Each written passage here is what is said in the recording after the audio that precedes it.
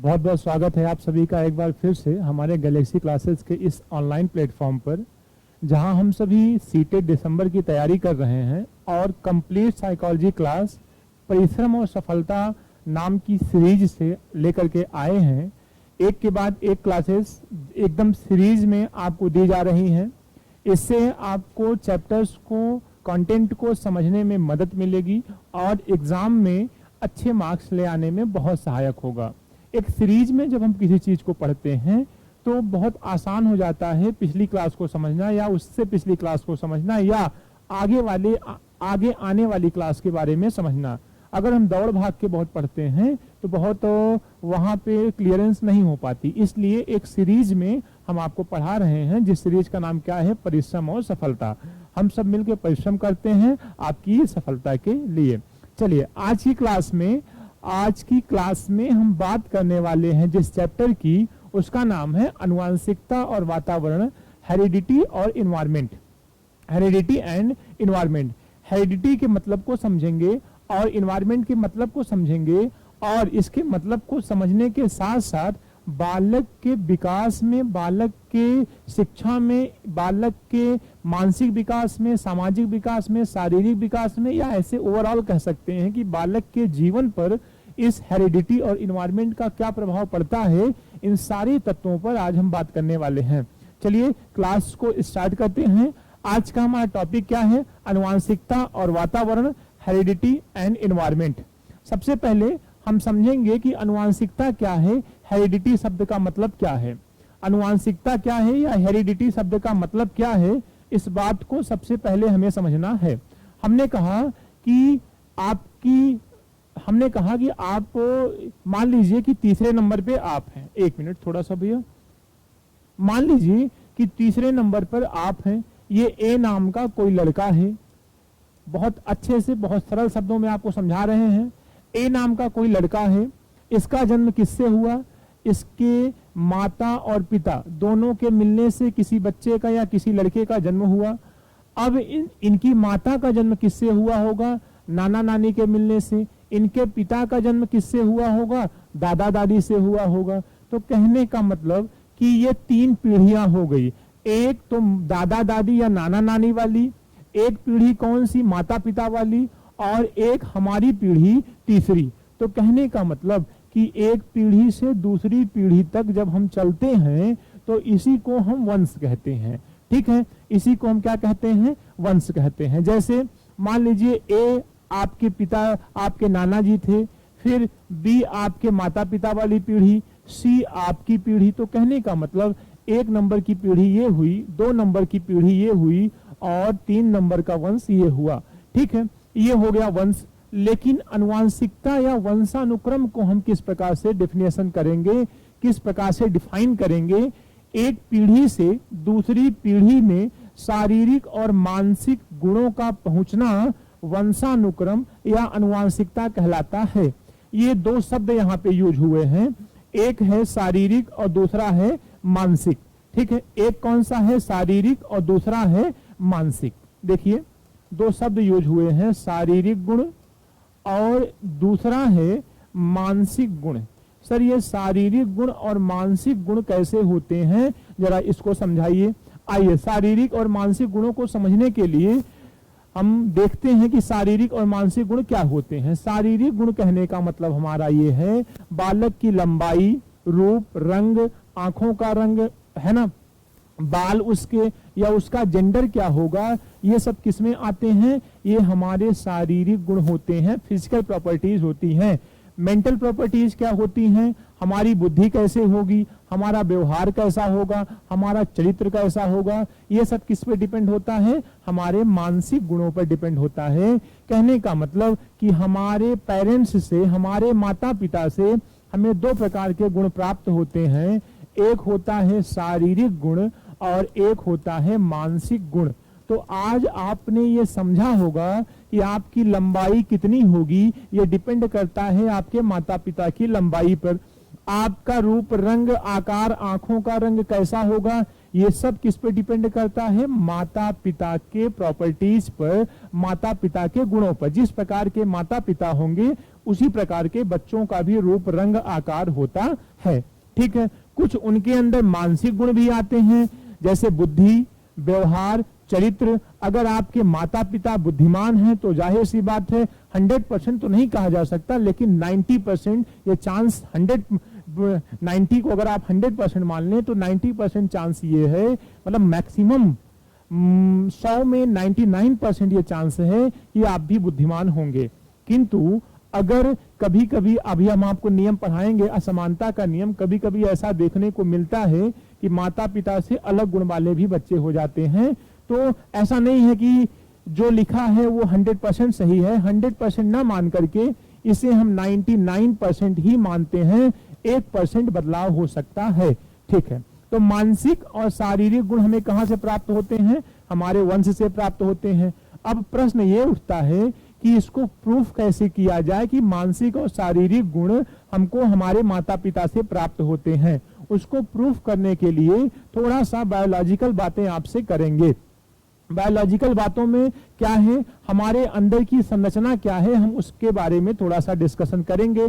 जैसे आप समझिए एक मेल है और एक फीमेल है, एक मेल है और एक क्या है, फीमेल। माता पिता भी कह सकते हैं, पुरुष और स्त्री भी कह सकते हैं, मेल और फीमेल भी कह सकते हैं, जो आपकी इच्छा हो। ठीक है, तो एक मेल हो गया, एक फीमेल हो गया। मेल के अंदर स्पर्म पाया जाता है, अर्थात मेल के अंदर शुक्राणु पाए जाते हैं, और फीमेल के अंदर ओवम पाया जाता है, जिसे हम क्या कहते हैं, अंडाणु कहते हैं। हिंदी में क्या कहते हैं, अंडाणु कहते हैं। तो मेल के अंदर शुक्राणु और फीमेल के अंदर अंडाणु, दोनों निषेचित हुए, आपस में मिले, दोनों के मिलने से किसका निर्माण होता है, जाइगोट का। जाइगोट को हम हिंदी में कहते हैं संयुक्त कोष। जाइगोट भी लिख करके आता है, और जाइगोट न लिखा हो तो संयुक्त कोष भी इसे हम कहते हैं। अब जाइगोट दो प्रकार से पढ़ा जा सकता है। अगर जाइगोट की संरचना पढ़नी है तो आप इस क्रम को पढ़ेंगे, और अगर जाइगोट का विकास पढ़ना है तो आपको इस क्रम में पढ़ना पड़ेगा। आइए पहले जाइगोट की संरचना पढ़ लेते हैं, उसके बाद जाइगोट के विकास को भी पढ़ेंगे। जाइगोट की संरचना, अगर मान लीजिए कि ये कोई जाइगोट है तो इसके अंदर एक नाभिक होता है, इसके अंदर एक केंद्र होता है, जिसमें छोटे छोटे कीटाणु या जीवाणु, जो भी आप कहें, छोटे छोटी संरचना पाई जाती है। उसी को हम क्या कहते हैं, क्रोमोसोम कहते हैं। क्रोमोसोम को हिंदी में हम क्या कहते हैं, गुणसूत्र कहते हैं, या इसी को हम क्या कहते हैं, वंश सूत्र कहते हैं। ध्यान दीजिएगा, इसी को हम, क्रोमोसोम को ही हम गुणसूत्र कहते हैं, और गुणसूत्र कहीं कहीं वंश सूत्र भी आपको देखने को मिलेगा। गुणसूत्रों की संख्या कितनी होती है, 46। और अगर इन्हें जोड़े में देखा जाए, तो इनकी संख्या कितनी हो जाती है, इनकी संख्या हो जाती है 23। तो अगर संख्या पूछे तो 46, और अगर जोड़े पूछे तो कितना, 23। ठीक है, अब अगर हम एक क्रोमोसोम को आगे निकाल कर देखें, एक क्रोमोसोम की संरचना देखें, मान लीजिए ये कोई एक क्रोमोसोम था जिसको मैंने अलग करके दिखाया। एक क्रोमोसोम को जब हम आगे निकाल करके देखेंगे तो उसके अंदर छोटे छोटे द्रव्य पाए जाते हैं, जिसे हम कहते हैं जीन, या जिसे हम क्या कहते हैं, पित्रैक कहते हैं। ठीक है, जिसे हम जीन कहते हैं, या इसी जीन को हम पित्रैक भी कहते हैं। याद रखिएगा, वंश के वाहक होते हैं, वंश गुणों के वाहक होते हैं ये पित्रैक। पित्रैक का मतलब जीन, जीन का मतलब पित्रैक। कहीं कहीं आपको जीन भी देखने को मिलेगा, सीधा सीधा इंग्लिश में ही लिख देता है, और कहीं कहीं आपको पित्रैक मिलेगा। अब इस पित्रैक के अंदर डीएनए और आरएनए धारी नुमा संरचना पाई जाती है, जिसे हम क्या कहते हैं, डीएनए और आरएनए। तो कहने का मतलब, अगर आप सिंपल ढंग से देखें तो सबसे छोटी इकाई कौन सी होती है, डीएनए और आरएनए। डीएनए और आरएनए जिसके अंदर होते हैं उसे क्या कहते हैं, जीन कहते हैं। जीन जिसके अंदर होता है उसे क्रोमोसोम कहते हैं। क्रोमोसोम जिसके अंदर होता है उसे जाइगोट कहते हैं। जाइगोट किससे मिलकर बना, स्पर्म से, ओवम से। स्पर्म किसमें होता है, मेल में, और ओवम किसमें होता है, फीमेल में। तो इस प्रकार की संरचना आपने देखा। ठीक है, अब प्रश्न ये उठता है कि माता पिता के मानसिक और शारीरिक गुणों को ले कौन जाता है? जाइगोट ले जाता है कि क्रोमोसोम ले जाता है कि जीन ले जाता है कि डीएनए या आरएनए ले जाता है? तो अगर आपसे प्रश्न पूछा जाए कि माता एक वंश से दूसरे वंश में या एक पीढ़ी से दूसरे पीढ़ी में गुणों का स्थानांतरण कौन करता है, तो उस प्रश्न का जवाब होगा पितृयक, या उस प्रश्न का जवाब क्या होगा? जीन। जी हाँ, जीन ही है, पितृयक ही है जो माता पिता के गुणों को बच्चों में ट्रांसफर करते हैं। तो एक प्रश्न आपका तैयार हुआ कि माता पिता के गुणों को कौन ट्रांसफर करता है? जीन ट्रांसफर करते हैं। दूसरा प्रश्न क्या है? गुणसूत्रों की संख्या कितनी होती है? 46। गुणसूत्रों के जोड़े कितने होते हैं? तो जोड़े होते हैं 23। क्लियर है ये बात? चलिए अब देखते हैं कि अगर उधर संरचना की तरफ हम ना जाएं और इधर ही बात करें तो जाइगोट विकसित होकर के एम्ब्रॉय में चेंज होता है। एम्ब्रॉय को हम भ्रूण कहते हैं। एम्ब्रॉय को क्या कहते हैं? भ्रूण कहते हैं। और जो भ्रूण है विकसित होकर के चाइल्ड बनता है, नियोनेट बनता है, जिसे हम क्या कहते हैं? ठीक है, इसी चाइल्ड को हम कहते हैं नवजात शिशु। इसी चाइल्ड को हम क्या कहते हैं? नवजात शिशु कहते हैं, नियोनेट कहते हैं। ठीक है, आइए, आई होप ये बात आपको बहुत अच्छे से समझ में आई होगी कि जाइगोट विकसित होता है तो एम्ब्रॉय या भ्रूण बनता है, भ्रूण विकसित होकर के चाइल्ड बनता है या नियोनेट बनता है। और जाइगोट की संरचना में 3 खंड होते हैं। इसके विकास में इस प्रकार से इसे आप देख सकते हैं और समझ सकते हैं। तो माता पिता के गुणों को कौन ले जाता है बच्चों में? वो ले जाता है जीन या पितृयक। ठीक है, आइए आगे बढ़ते हैं। इतनी बात आपको समझ में आई होगी। अब देखिए, गुणसूत्र या क्रोमोसोम की संख्या तो मैंने आपसे बता दिया कि गुणसूत्रों की संख्या होती है 46। अगर पेयर देखें, जोड़े देखें, तो इनके जोड़े कितने होते हैं? 23। लेकिन इनके जो काइंड्स होते हैं, इनके जो प्रकार होते हैं, वो कितने प्रकार के होते हैं? तो जो गुणसूत्रों की अगर संख्या पूछे तो संख्या आप बताएंगे कितना? 46। जोड़े पूछे तो इसको जोड़े में व्यक्त कर दीजिए 23।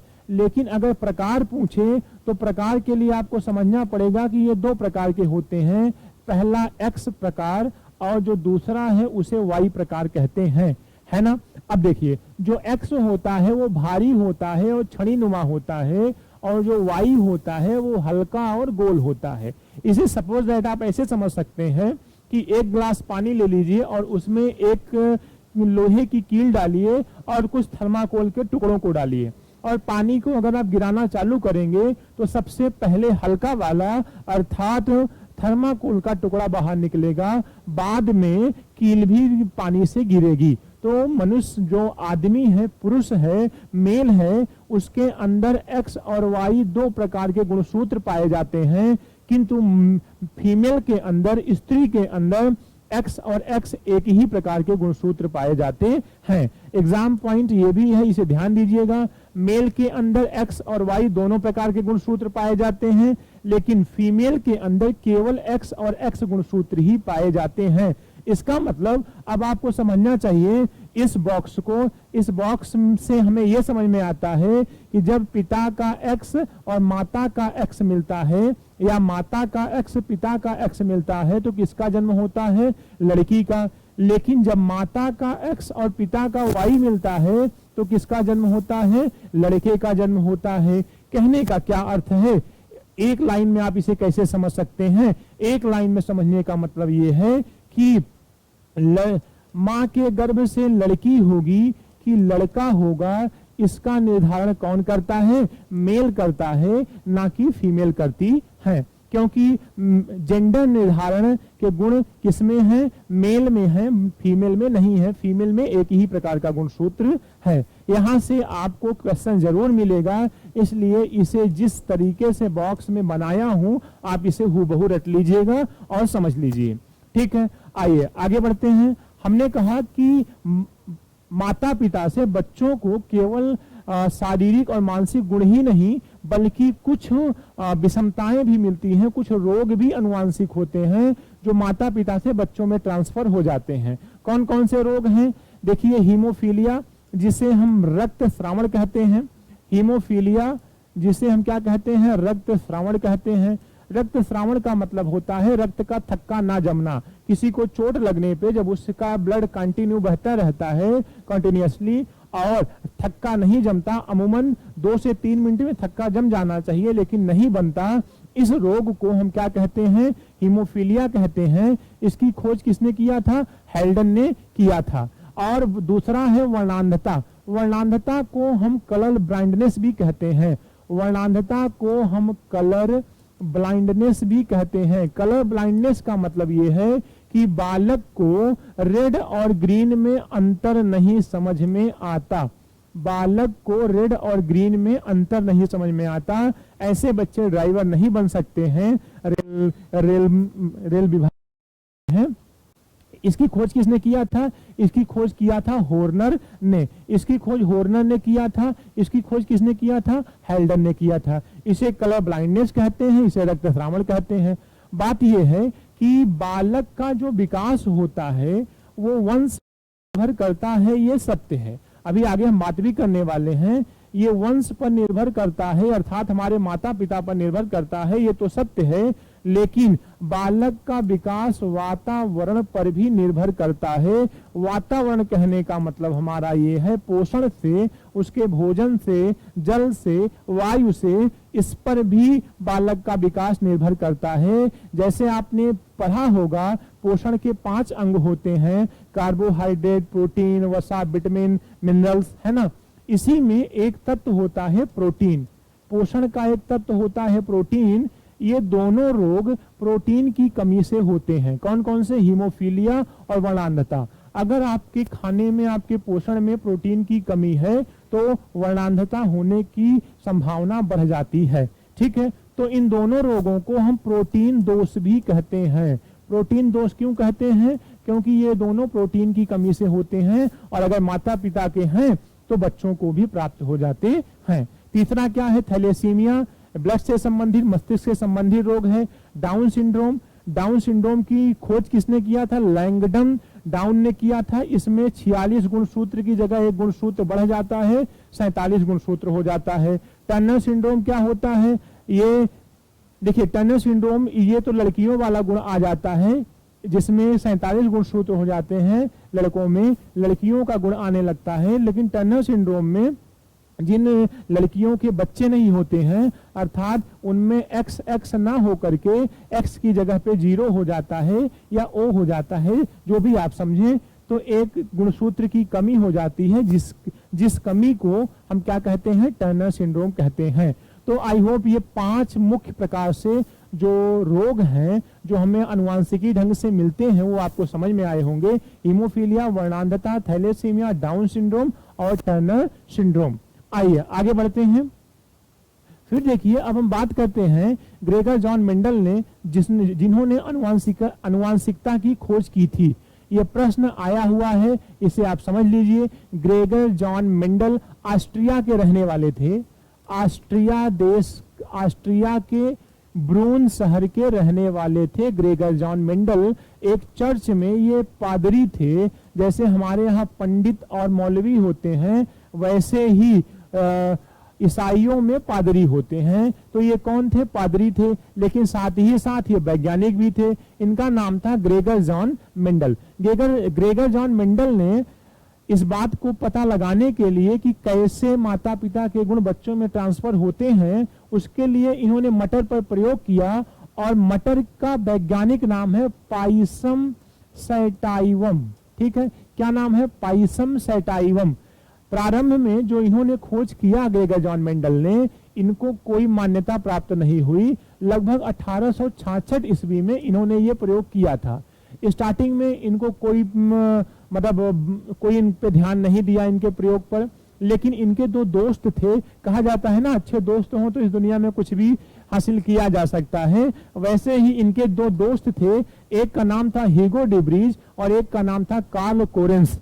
1900 ईस्वी में, लगभग 35-40 साल बाद नियर अबाउट, इनका सहयोग किसको प्राप्त हुआ? ग्रेगर जॉन मेंडल को। और इन्हीं दोनों की सहायता से ग्रेगर जॉन मेंडल के सिद्धांत को मान्यता प्राप्त हुई।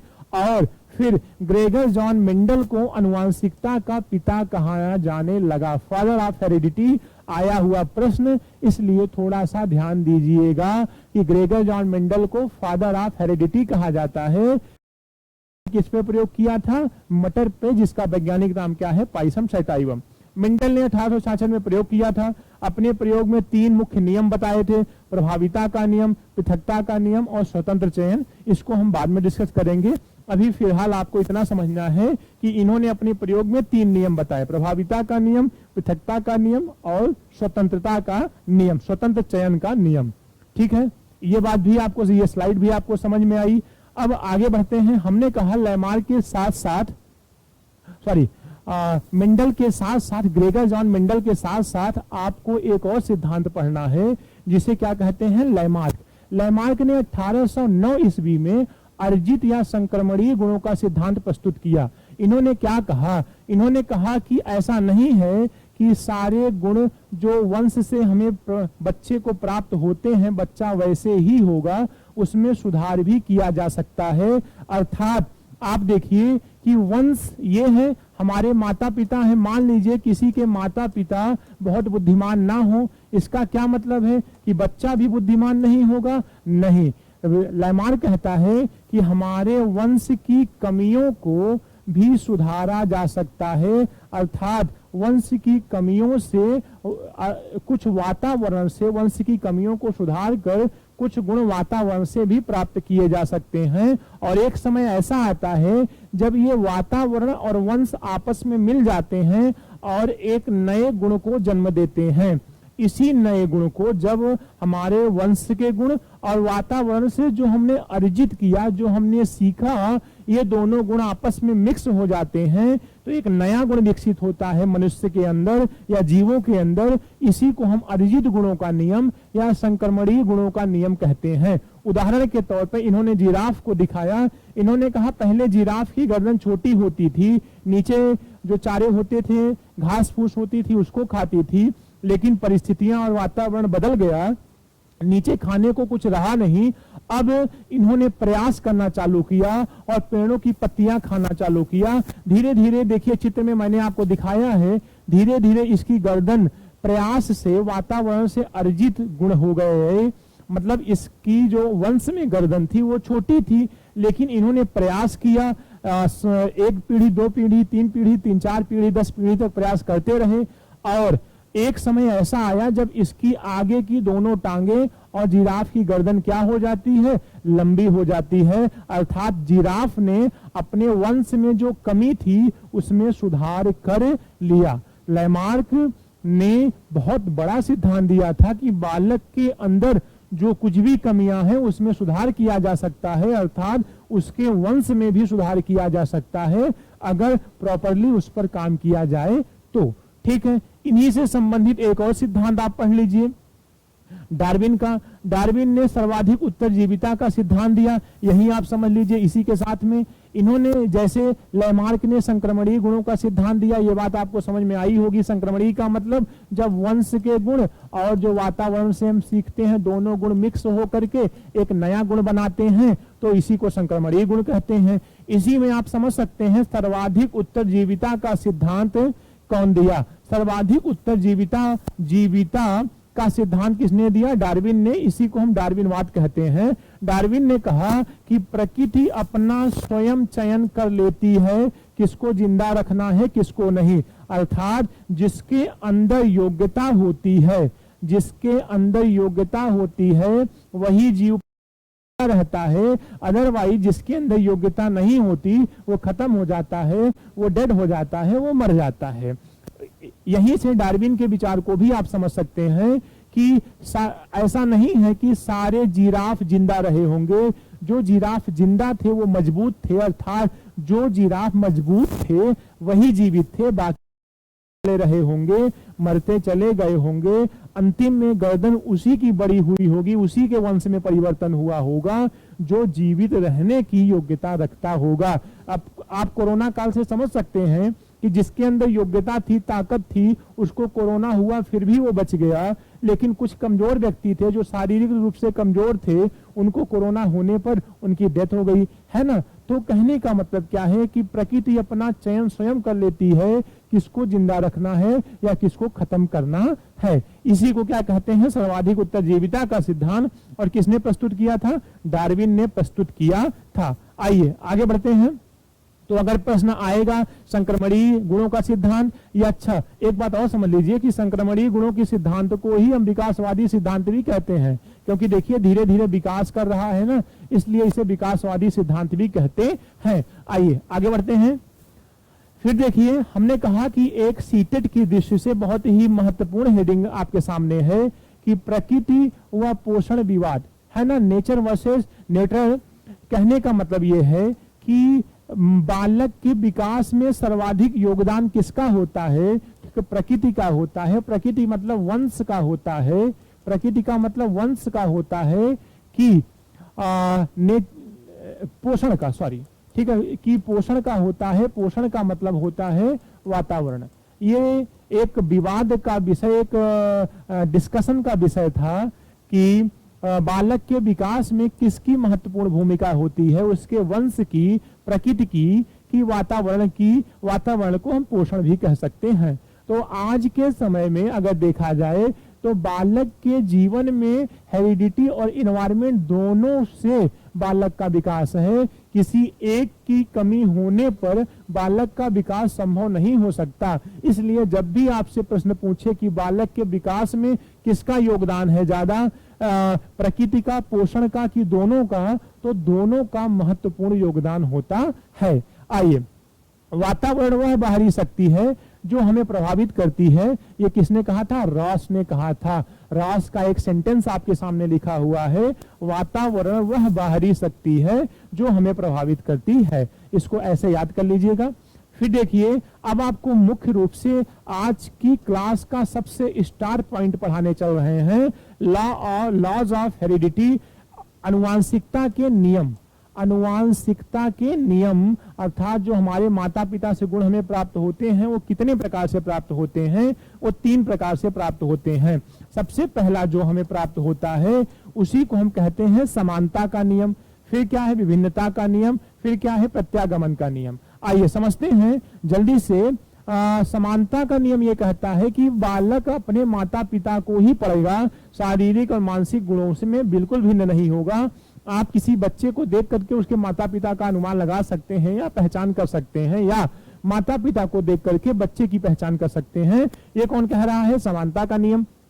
विभिन्नता का नियम क्या कहता है, विभिन्नता का नियम यह कहता है कि बालक का शारीरिक और मानसिक गुण थोड़ा सा माता पिता से भिन्न हो सकता है। और प्रत्यागमन का नियम यह कहता है कि बालक का शारीरिक और मानसिक गुण माता पिता से बिल्कुल भिन्न होगा। अर्थात आप 2-4 बार पूछेंगे ये आपका ही बच्चा है, ये आपका ही बच्चा है, इस टाइप से आप प्रश्न पूछेंगे, आपको भरोसा नहीं होगा कि इन्हीं का बच्चा है। वो शारीरिक रूप से, मानसिक रूप से, हर तरीके से वो अलग दिखेगा अपने माता पिता से। किस नियम के अनुसार, प्रत्यागमन के नियम के अनुसार। तो आपके हेरिडिटी पे, अनुवांशिकता पे 3 नियम काम करते हैं, समानता का नियम, विभिन्नता का नियम और प्रत्यागमन का नियम। चलिए 3 नियम भी हमने पढ़ लिया जो एग्जाम की दृष्टि से महत्वपूर्ण थे। अब हम बात करते हैं पोषण से वंश। एक कथन बहुत अच्छा सा, इससे प्रश्न बन सकता है कि पोषण से वंश का निर्धारण होता है और वंश से जीवन का। देखिए जो कुछ भी हम खाते हैं, जिस प्रकार हम खाते हैं उसी प्रकार से हमारे शरीर का निर्माण होता है ना। अगर हम अच्छा खाना खाते हैं तो हमारा स्पर्म स्ट्रांग होगा, हम, है ना, फीमेल का ओवम स्ट्रांग होगा। तो पोषण पे ही स्पर्म और ओवम डिपेंड करता है, और स्पर्म और ओवम पे हमारा वंश डिपेंड करता है, हमारा जीवन डिपेंड करता है। तो कहने का मतलब एक ही सिक्के के 2 पहलू, एक का नाम है वंश और एक का नाम है पोषण या वातावरण। एक की कमी होने पे बालक का विकास पॉसिबल नहीं हो सकता। आइए फिर देखिए अब हम बात करते हैं 3 सिद्धांतों की। 3 नियम हमने पढ़ा, अब हम 3 सिद्धांतों की बात कर रहे हैं। सबसे पहला है बायोमेट्री का सिद्धांत, जो किसने दिया, गाल्टन ने। गाल्टन ने ही कहा था कि बालक उतना ही बुद्धिमान होगा जितना कि उसके पूर्वज, बालक उतना ही बुद्धिमान होगा जितना कि उसके पूर्वज। इसी को हम क्या कहते हैं, बायोमेट्रिक का सिद्धांत। बायोमेट्रिक का सिद्धांत का मतलब ऐसे ये बढ़ता चला जाता है, माता पिता के गुण 50-50%, दादा दादी के गुण, नेक्स्ट पीढ़ी के गुण, नेक्स्ट पीढ़ी के जो गुण हैं वो 1/8, फिर 1/16, इसी को क्या कहते हैं, बायोमेट्रिकी का सिद्धांत कहते हैं। दूसरा है बीज कोष की निरंतरता का सिद्धांत, जो किसने दिया था, बीजमैन ने दिया था। ये क्या कहता है, बीज कोष की निरंतरता का सिद्धांत। बीज कोष की निरंतरता का सिद्धांत ये कहता है कि जो हमारे बीज हैं, स्पर्म है या ओवम है, ये ट्रांसफर होता रहता है एक पीढ़ी से दूसरी पीढ़ी में, ये कभी भी खत्म नहीं होता है, अर्थात ये डेड नहीं होता है। आज सदियों से 2, 4, 10, 100 पीढ़ी से ये बच्चों में ट्रांसफर होता चला जा रहा है। अर्थात ये कहना चाहता है जो जीन होता है, जो पितरैक होता है, वो कभी डेड नहीं होता, बल्कि माता पिता से बच्चों में ट्रांसफर होता चला आ रहा है। इसी को कहते हैं निरंतरता, कॉन्टिन्यूटी, बीज कोष की निरंतरता का नियम, सिद्धांत। तीसरा क्या है, उत्परिवर्तन का सिद्धांत। उत्परिवर्तन का सिद्धांत किसने दिया था, ह्यूगो डे ब्रीज। हैज बना लीजिए, इंपॉर्टेंट है, बहुत अच्छे से इसको समझ लीजिए। उत्परिवर्तन का सिद्धांत ये कहता है कि कभी कभी ऐसा होता है कि जो गुण माता पिता में नहीं होते फिर भी बच्चे में देखने को मिल जाते हैं। कोई रोग हो सकता है, कोई प्रॉपर्टी मेरिट या डिमेरिट हो सकती है, तो वो जब माता पिता के अंदर वो बातें ना हो फिर भी बच्चे में हो जाएं, तो इसी को क्या कहते हैं, जीन उत्परिवर्तन कहते हैं। महारानी विक्टोरिया को ये रक्तस्राव नहीं था, फिर भी उनके बच्चे को हो गया था, ना उनके पति को था, फिर भी उनके बच्चे को हो गया था। किस कारण हो गया था, जीन उत्परिवर्तन के कारण, या उत्परिवर्तन का नियम इसे कह सकते हैं, जिसे किसने दिया था, ह्यूगो डे ब्रीज ने दिया था। अंततः हम इस अवधारणा पर आके टिकते हैं कि बालक किसकी देन है, वंश और वातावरण की। यहाँ प्लस मत लगाइएगा, यहाँ प्लस लगा देंगे तो गलत हो जाएगा। बालक जो कुछ भी है वो वंश और वातावरण की गुणात्मक इकाई है, धनात्मक इकाई नहीं है। ओके, चलिए यहाँ आप प्लस नहीं लगाएंगे, यहाँ आप क्या लगाएंगे, इंटू लगाएंगे, गुणात्मक इकाई है। इस प्रकार आज हम लोगों ने बहुत अच्छे से सरल शब्दों में वंश और अनुवांशिकता और वातावरण को पढ़ा, हेरिडिटी एंड एनवायरनमेंट को पढ़ा। नेक्स्ट क्लास में हम आपसे बात करेंगे सामाजिकरण पे, या सामाजिकरण के लैंगिक मुद्दे क्या हो सकते हैं। तब तक आप बहुत अच्छे से पढ़ते रहिए, छोटे छोटे वीडियो बनाएंगे। हो सकता है कभी कभी 2-4 वीडियो 2-4-5 मिनट ज्यादा हो सकते हैं बातें पूरी करने में, तो उसको पढ़ते रहिए, बहुत अच्छे से पढ़ते रहिए। सीटेट में बहुत अच्छे नंबर ले आने हैं। Thank you so much.